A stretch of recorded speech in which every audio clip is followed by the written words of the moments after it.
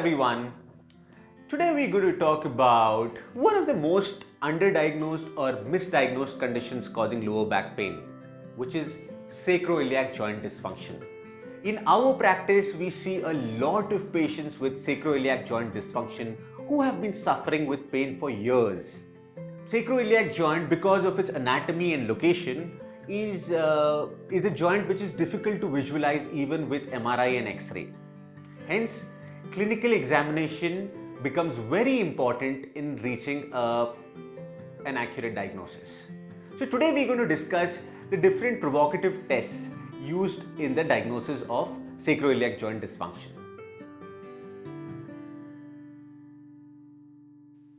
Let's start with the Faber's or the Patrick's test. So this we will be examining for the right sacroiliac joint dysfunction.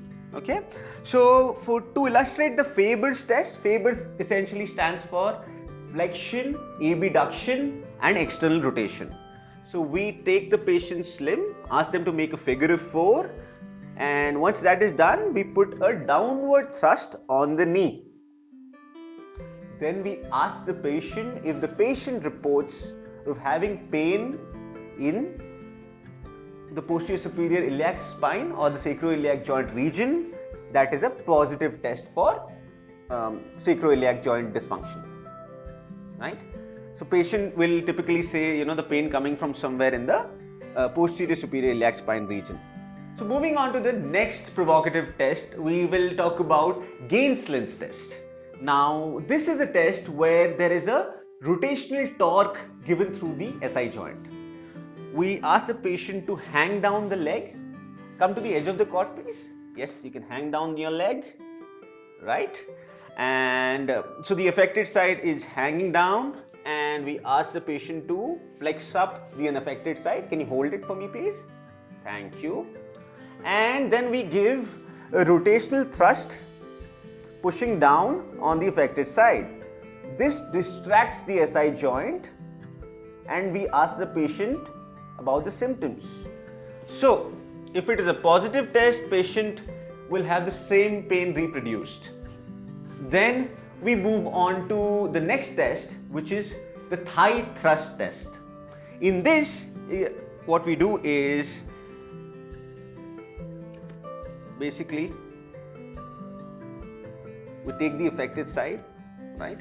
The knee is, the hip is flexed to 90 degrees, and with one hand we put it on the sacrum, and holding the knee we give a downward vertical thrust across the SI joint.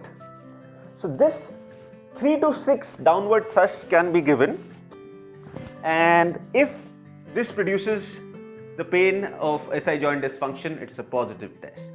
So here basically we are vertically trying to put some shearing forces across the sacroiliac joint. The next test we'll move on to is the distraction test. So what we're going to do is we're going to distract the SI joint. So we palpate the iliac spines, and in the SI joint area we apply a distraction force with crossed hands like this. If this produces pain, it is a positive sign. Next, we'll ask the patient to lie onto the unaffected side in a lateral position. So in this, what we do is, once the patient is in lateral position, in the region of the SI, we place our palm down and we press down. This is the compression test. If the patient again reports pain in the SI joint area, it's a positive test. Now finally, we move on to the 14-finger test. Patients suffering with SI joint pain, one of the first tests that you can ask them to do is, can you show me with your finger? I'll just expose the patient so that I can demarcate the area of the posterior superior iliac spine, which denotes the SI joint more clearly.